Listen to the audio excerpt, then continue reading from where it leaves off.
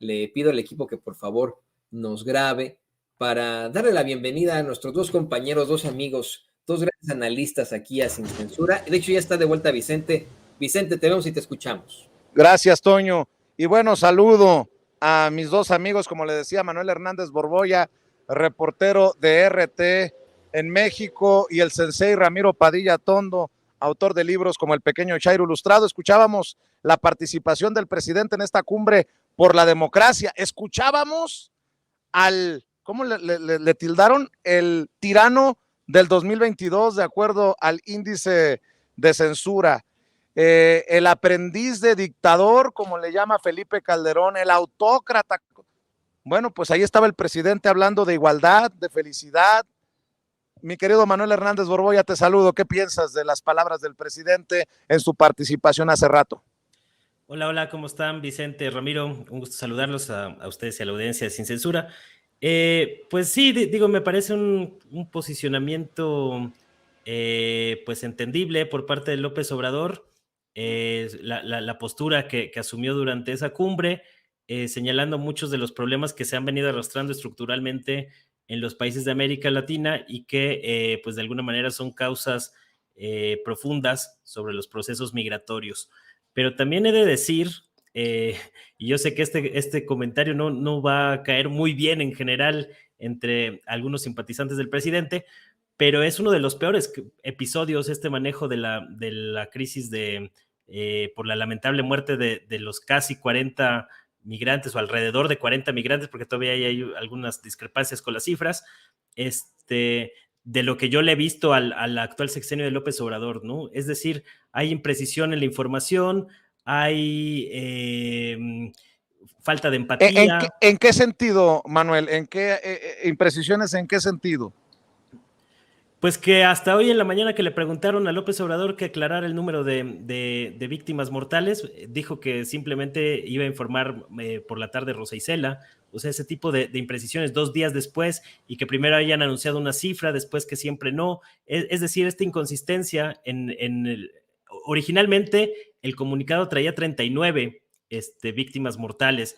Había algunos medios que incluso reportaron que eran un par más, pero que no ha habido una certeza, digamos, contundente de esa situación. Y dada la magnitud de la tragedia y pues el tiempo que ha transcurrido, sí me parece que es algo que hay que señalar y criticar al presidente López Obrador y a su gobierno, ¿no? Además de pues estos deslindes que hemos tratado de ver, por ejemplo, el secretario de Gobernación, Adán Augusto, que dijo que por un acuerdo dentro del gabinete el tema migratorio le correspondía a Marcelo Ebrard, al mismo tiempo que pues el tema o el manejo jurídico y la responsabilidad legal pues recae sobre la Secretaría de Gobernación. Es decir, hay una serie ahí de cuestiones internas que me parece que son altamente señalables, porque se puede hablar de las causas profundas sobre el tema migratorio. Podemos hablar también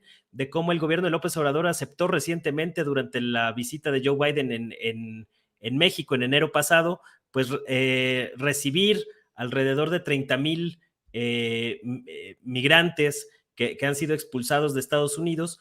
Pero la manera en que se dieron las cosas, y sobre todo después de que se dio a conocer el video, que el mismo Adán Augusto había reconocido que ya lo tenían en su poder, o que ya sabían del video horas antes, pues habla de un pésimo manejo de la crisis por parte del gabinete de López Obrador. ¿Cuál hubiera sido el manejo correcto, Manuel? Pues me parece que pues hoy, por ejemplo, López Obrador dice que no se ha ocultado nada, pero pues desde luego que el video deja muy claro pues que estaban encerrados los migrantes, ¿no? O sea, por lo menos eso se debía de haber mencionado ayer, me parece. O sea, sobre todo cuando había tantas dudas y tantas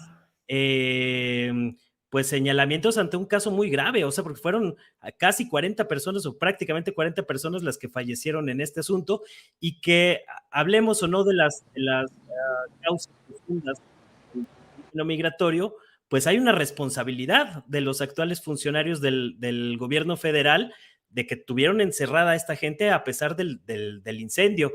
Ya dijeron que van a activar ya se hicieron denuncias ante la Fiscalía General de la República, pero sabemos que también la Fiscalía General de la República es un agujero negro. Todo lo que entra ahí se pierde en el limbo durante la gestión de Alejandro Gertz Manero, que hoy incluso el presidente le tuvo que pedir al fiscal a ver si nos hace el favor de que se apersone y que atienda el caso puntualmente, ¿no? Que se quite la pijama, porque luego de que han dicho o ha habido señalamientos de que Hertz casi ha despachado algunos asuntos públicos en pijama dentro de su casa, y que a mí me parece que este caso ha exhibido muchas de las fallas que se han venido arrastrando ahí dentro de la 4T en algunos temas, y el trato que se le está dando a los migrantes, encerrándolos en estas estaciones de detención, al mismo tiempo que México ha criticado la postura de Estados Unidos de precisamente estos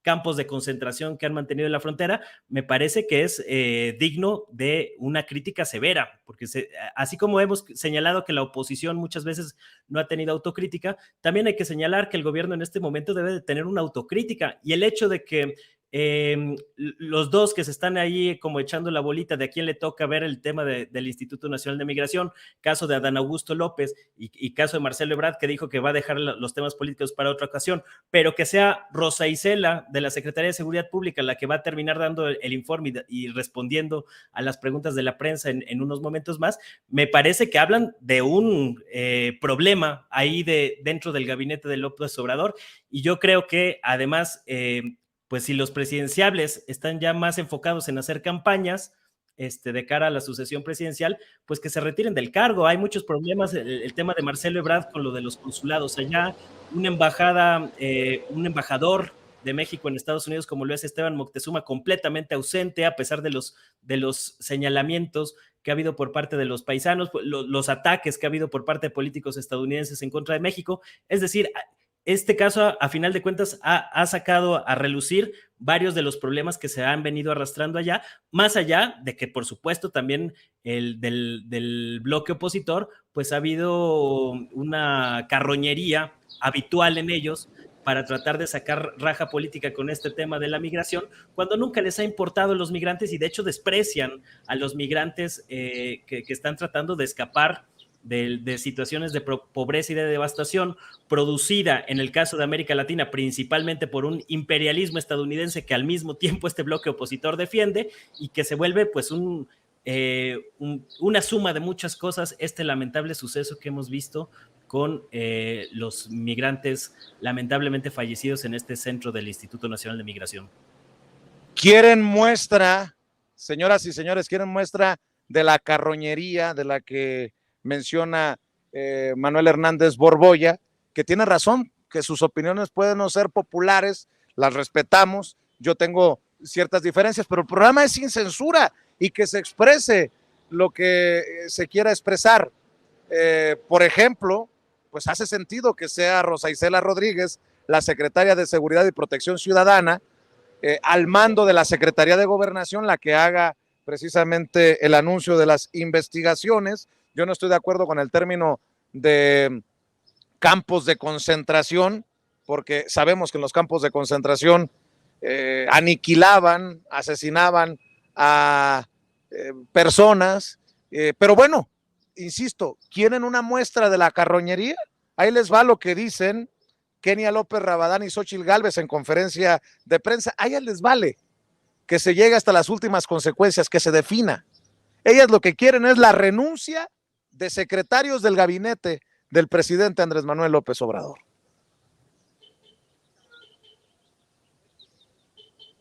Exigimos la renuncia de Adán Augusto López Hernández, secretario de Gobernación, de Marcelo Luis Ebrard Casaubon, secretario de Relaciones Exteriores, y de Francisco Garduño Yáñez, titular del Instituto Nacional de Migración, por su evidente negligencia, incompetencia y complicidad en torno a este crimen de Estado.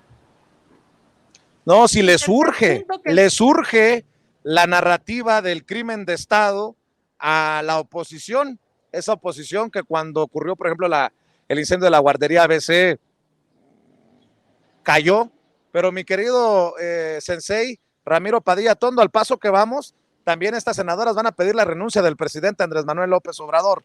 Te escucho, querido Ramiro. Pues sí, pues obviamente sí, tiene puntos válidos Manuel en lo que dice. No hay que sacarle, porque también, o sea, tenemos que ser autocríticos también. No podemos, o sea, el director del Instituto Nacional de Migración, pues sería el primero que tendría que poner su renuncia en la mesa, porque no es el primer caso de abuso de migrantes en nuestro país, y cómo esto se ha convertido. Hay que recordar en sexenios pasados el abuso que hacían los migrantes, de hecho, que se convirtieron en carne de cañón para los carteles. Y el tema de migración, y sobre todo de Centroamérica, que somos hermanos, básicamente, en algún periodo histórico fuimos parte de un mismo país, o sea, que no tengo ninguna diferencia con los centroamericanos. Pero yo esperaría un poco más a que se desahoguen las investigaciones para ver de qué lado más caliguana, ¿no? Obviamente, pues la derecha no tiene vergüenza, como bien lo planteas, Vicente. La derecha no tiene vergüenza al tratar de sacar raja política de una tragedia. A mí me duele mucho la muerte de 40 personas o 39, las que sean, que perdieron la vida buscando una mejor vida. Y obviamente, pues sí hay mucha pena. Una pregunta, sensei, una pregunta. Ando con la espada desenvainada yo también. Nos duelen, obviamente, las muertes de estos 39 migrantes, pero han muerto migrantes todos los días en la bestia, porque se caen y terminan mutilados.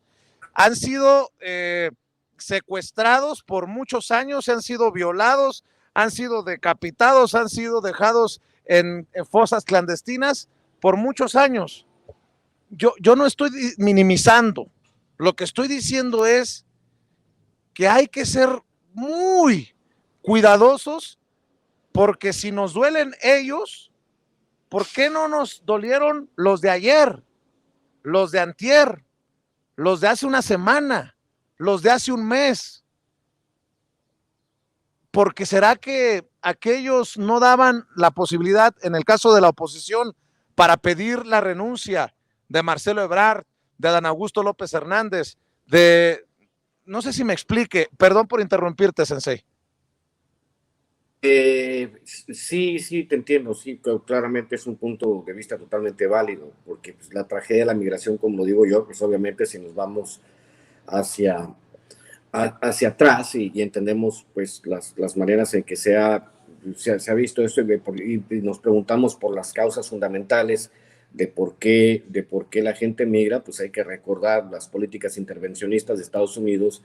Hay que recordar cómo el gran escritor y humorista O. Henry decía, pues él creó el concepto de las repúblicas bananeras, y cómo Estados Unidos imponía, quitaba. De hecho, le hicieron un golpe de Estado a Jacobo Arbenz en Guatemala por el asunto de las compañías bananeras. Destruyen esos países y luego no quieren que esos cuates a los que le destruyen los países migren a Estados Unidos, les cierran las fronteras. Es un tema bastante más profundo, pero sí, obviamente sí, a la derecha tampoco le han interesado los migrantes en la historia. O sea, no podemos decir ahora que de repente les entró el celo y descubren a los migrantes como seres humanos. Es un tema muy espinoso, como te digo, que todavía tendremos que esperar algunos días para ver qué sucede, pero debería haber una sacudida, sobre todo el Instituto Nacional de Migración debería, ¿no? Es importante, porque, pues, vamos, un muerto es una tragedia, muchos muertos son estadística, hay que ponernos en esos lugares, y tú tienes mucha razón en ese asunto, ¿no? Pues mueren los migrantes todos los días, como yo te decía también, o sea, pues acuérdate cuando se encontraron las fosas comunes con migrantes por causa de los carteles, y si de repente, si eran en el gobierno de Felipe Calderón, pues trataba de esconderse, barrerse debajo del tapete, ¿no? La tragedia migrante, pero sí es un tema que va a dar para mucho en los próximos días, ¿no? De hecho. Y otra cosa para el análisis, Y otra cosa para el análisis, lo que reconoce el presidente Andrés Manuel López Obrador, que el centro de detención del Instituto Nacional de Migración estaba operado por una empresa privada, Manuel. Eso sí, que se investigue hasta las últimas consecuencias, para deslindar responsabilidades, Manuel Hernández Borboya. Sí, esa parte me parece que es necesario investigar a fondo y también saber qué ha hecho el gobierno el gobierno actual precisamente para revertir esa situación, porque vamos con algunas precisiones. Yo ahí sí estoy con una postura muy distinta a la tuya en este tema, Vicente. Cuando yo me refiero a los campos de concentración, me refería a los que estableció Donald Trump en Estados Unidos, que incluso hubo una serie de casos de abuso sexual contra menores de edad, a los que incluso se les contagiaron enfermedades como VIH, y que me parece pues lamentable lo que ocurrió allá durante el mandato de Donald Trump, y yo fui muy crítico de esos campos de concentración. Yo entiendo que el gobierno de México fue doblegado por la administración de Trump para cambiar completamente su política migratoria. Cuando empezó el gobierno de López Obrador, su política migratoria en 2018, varios aplaudimos esa política de libre tránsito por México, pero fue el gobierno mexicano doblegado por una cuestión de la hegemonía estadounidense en América Latina. Y a partir de entonces, pues el gobierno de López Obrador tuvo que cambiar completamente su política migratoria e imponer una serie de trabas para que estos migrantes llegaran a Estados Unidos, incluso cambiando el discurso de manera forzada. Pero a mí lo que me preocupa es que ahora México esté importando ese modelo de los centros de detención del Instituto Nacional de Migración. Por ley, estos centros nada más pueden retener un máximo de 48 horas a los migrantes. Vamos a ver, la investigación lo irá diciendo, en qué condiciones, cuánto tiempo llevaban estos migrantes detenidos en ese centro. Y yo ahí sí difiero profundamente. Yo entiendo que pues sí, todo el tiempo hay lamentables tragedias con el fenómeno migratorio. Yo he cubierto estos temas desde hace 20 años, migrantes que han muerto asfixiados en las partes de atrás de los trailers. Me ha tocado migrantes de San Luis Potosí, de Aguascalientes, de Zacatecas, ir a cubrir las historias de los familiares, este tipo de escenas lamentables. Estuve cuando la caravana migrante en la cobertura en Chiapas, más o menos en 2018, me parece que fue en octubre de 2018. Entonces, estos temas de migración yo los vengo siguiendo. La diferencia con esos otros casos es que aquí hay una responsabilidad directa del Estado mexicano, porque estos migrantes murieron en un centro de detención del Instituto Nacional de Migración. Es decir, sí creo que no hay manera de que el gobierno se pueda deslindar de esto, más allá de que por supuesto que hay una serie de factores alrededor de esta situación. No, el fenómeno migratorio no nada más se explica a partir de esta lamentable tragedia que hemos visto el lunes pasado, pero de alguna manera en este caso particular, por supuesto que hay una responsabilidad del Estado y del gobierno del presidente Andrés Manuel López Obrador en esta situación, porque si había empresas privadas metidas en ese asunto, ¿qué hizo el gobierno para resolver esa situación cuando llevan más de 4 años en el poder? Es decir, yo sí creo que hay que asumir una postura muy crítica en este aspecto, precisamente porque si no se asume una postura crítica cuando las cosas están mal, así como yo puedo celebrar la iniciativa de ley minera que acaba de presentar López Obrador, que me parece que tiene muchos aspectos favorables. En este caso en particular, el manejo de la crisis, la forma en que se ha informado, los pleitos internos dentro del gabinete, me parece, y lo reitero, que a mí en lo personal me han dejado uno de los peores episodios del mandato de López Obrador en lo que llevamos, y ojalá que corrijan el rumbo, porque sí les puede afectar en ocasiones futuras, y sobre todo cuando precisamente hay no solo una oposición carroñera, sino todo un instrumento y un aparato de golpismo instalado en México, y que están esperando este tipo de oportunidades precisamente para clavar los dientes, ¿no? Ahí vimos a Lorenzo Córdoba, muy cercano a todo el establishment gringo, la semana pasada paseándose en Washington, en Nueva York, con golpistas como Luis Almagro de la OEA, y precisamente por eso hay que ser críticos del gobierno mexicano, porque no se puede permitir que se generen condiciones para que los golpistas echen la leña al fuego, ¿no? Entonces me parece que debe de reaccionar oportunamente el gobierno de López Obrador sobre esta situación, que hasta el momento yo no he visto que la reacción haya sido acorde a la magnitud del problema y del caso que estamos tratando. Claro que sí, yo estoy de acuerdo contigo que hay que ir hasta las últimas consecuencias, a deslindar responsabilidades, pero también cuando hablo del trato que se le da a esto, también que no se nos olvide la gran responsabilidad del gobierno estadounidense, que genera precisamente un problema mayor a un fenómeno, ¿no? La situación migratoria no es un problema, es un fenómeno social, pero se convierte en un problema cuando en Estados Unidos tienen estas políticas migratorias que generan esos cuellos de botella en la frontera entre Estados Unidos y México. Mi querido Sensei, tus comentarios. Sí, realmente pues lo hablaba Humberto Eco, ¿no? En sus 5 escritos morales hay 2 fenómenos claramente distinguibles. El primer fenómeno es el de migración, que es natural y ya ha sido a través de la historia. Las migraciones son naturales por todos los aspectos. Y hay el fenómeno de inmigración. El fenómeno de inmigración es aquel fenómeno que es políticamente controlado. En este caso, pues el fenómeno que vemos aquí son 2 fenómenos distintos que convergen en un punto: el fenómeno natural de la migración de Centroamérica hacia el norte y el fenómeno de la inmigración que controla políticamente Estados Unidos y determina las cuotas, sobre todo porque es un asunto de cuotas raciales, ¿no? Si los migrantes de Centroamérica fueran rubios de ojos azules y hablaran un idioma sajón, pues entrarían sin problemas, ¿no? O sea, así funciona. Yo recuerdo el caso de un amigo austriaco que él quiso migrar a Estados Unidos, simplemente fue a la embajada norteamericana, le dieron la forma naranja, creo,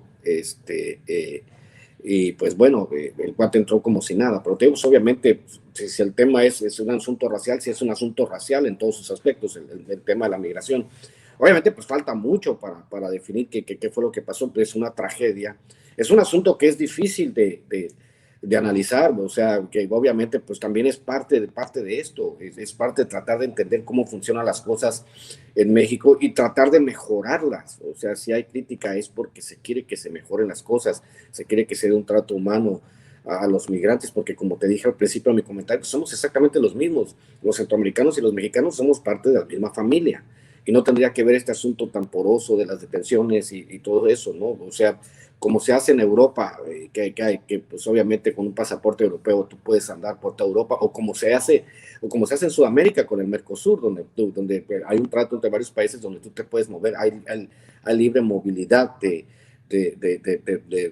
ciudadanos de esos países. Tengo una amiga colombiana que viene a Argentina por los tratos que se hicieron, ¿no? Entonces, deberíamos de empezar a ver un Centroamérica y un continente, o sea, todo lo latinoamericano ya como una sola región, y que hubiese otras formas de entender la migración, pero para eso pues nos llevan todavía algunos años para ver en qué momento podemos llegar a integrar todo este conglomerado de países. Decía Octavio Paz que quizá había países que sobraban, ¿no? Se preguntaba cuál era la diferencia entre un uruguayo y un argentino, entre un canadiense y un norteamericano, y entre un mexicano, un guatemalteco, salvadoreño y hondureño, ¿no? Esa es la pregunta, porque también si uno se pone a pensar, el hecho de nacer en un lugar u otro, pues es básicamente un accidente. Uno no determina dónde nace ni determina el color de piel.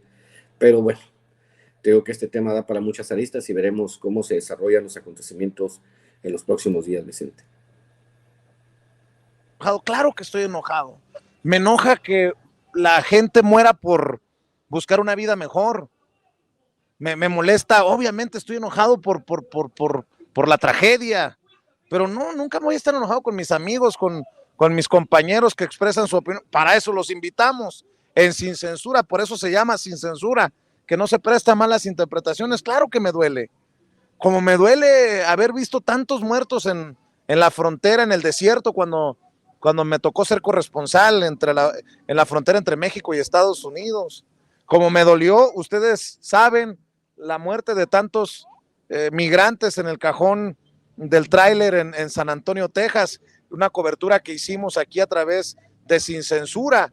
Claro que me molesta, claro que me duele, y nada más quería aclarar esta situación, que no es sobre las opiniones de mis compañeros, que son libres de decir lo que piensan, porque de eso se tratan estas mesas de diálogo.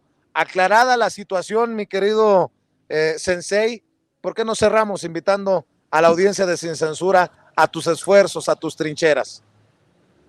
Pues ya saben, aquí estamos siguiendo vendiendo los paquetes de libros a los que quieran, ahí está mi Twitter, @RamiroAtondo, y si no, pues ramiro.atondo@gmail.com para los que quieran libros, El Pequeño Chairo, Hojas sin Ruta, Maradot, Cartas a un Facho, pues ahí estamos. Y pues sí, pues nos vemos más tarde en la otra mesa de diálogo que tengo la noche con Marcelino. Y un saludo a Manuel, pues obviamente de eso se trata, ¿no? De debatir los temas de actualidad, y pues vamos. Así es, se llama Sin Censura. Y yo más todavía agradezco que se expresen con esa apertura, a pesar de todo lo que genere. Pues de eso se trata, de generar un debate y que la audiencia haga su mejor juicio, forme también su opinión. Manuel Hernández Borboya, de hecho estoy al pendiente de lo que publicas en redes sociales, y ¿por qué no cerramos precisamente con esa invitación?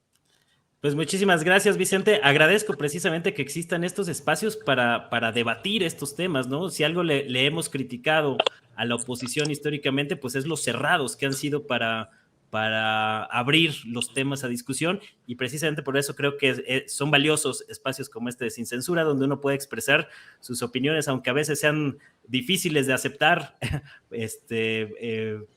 o algunos posicionamientos difíciles para ciertas audiencias, pero bueno, muchísimas gracias, y ahí estamos en Manuel Hernández Borboya, en el canal de YouTube, hablando de temas nacionales como la disputa por el INE, que también está bastante candente. Estamos también en Facebook y en Twitter, @Manuel H. Borboya, y los invito también ahí, por si están en la Ciudad de México el próximo sábado, vamos a tener presentación de poemarios en el bar Culto, ahí cerca de la Plaza de Cibeles, en la colonia Roma, por si se quieren echar una vuelta. Ahí está el tweet pegado en mi perfil, por si quieren los datos para más precisión. Pero muchísimas gracias a todos, y un saludo a Vicente, al buen Ramiro y a toda la audiencia. Allá nos vemos, Manuel, allá nos vemos para compartir y para apoyar como siempre. Manuel Hernández Borboya, el querido Ramiro Padilla Tondo, todos hablando sin censura. Y ¿sabe qué? Ya que estamos en esto, ahí viene Jorge Armando Rocha, viene